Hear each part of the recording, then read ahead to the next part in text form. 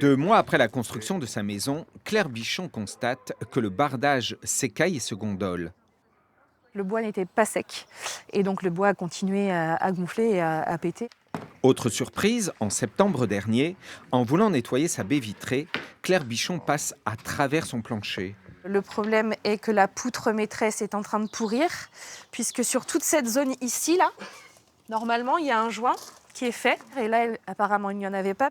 L'eau s'est engouffrée sous la maison. Tout autour, une tranchée a été creusée pour évacuer l'humidité. Mais la situation reste difficile à vivre. Je vis une injustice, en fait. C'est vraiment le sentiment que j'ai. Et j'ai pas suffisamment d'argent pour reconstruire une maison ou pour faire de grosses réparations. Selon la Fédération du bâtiment, le cas de Claire Bichon est un cas exceptionnel. Toutefois, des précautions peuvent être prises pour éviter ces déconvenues. Il faut demander impérativement aux entreprises leur assurance décennale à jour et qu'ils la fournissent. Il ne faut pas qu'ils vous la fassent voir. Il faut que le client la garde sur soi.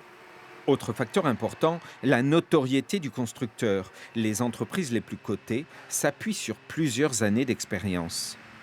On assemble dans cet atelier, on préfabrique environ 10 à 15 000 m² de parois ossature bois. Un travail de charpentier qui s'appuie sur un bureau d'études. Les plans et les découpes sont calculés au millimètre près pour préserver la qualité des matériaux.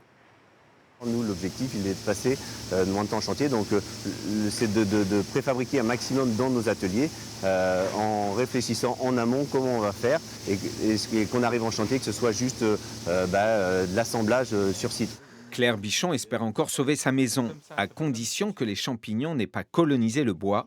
Elle attend les résultats d'une nouvelle expertise.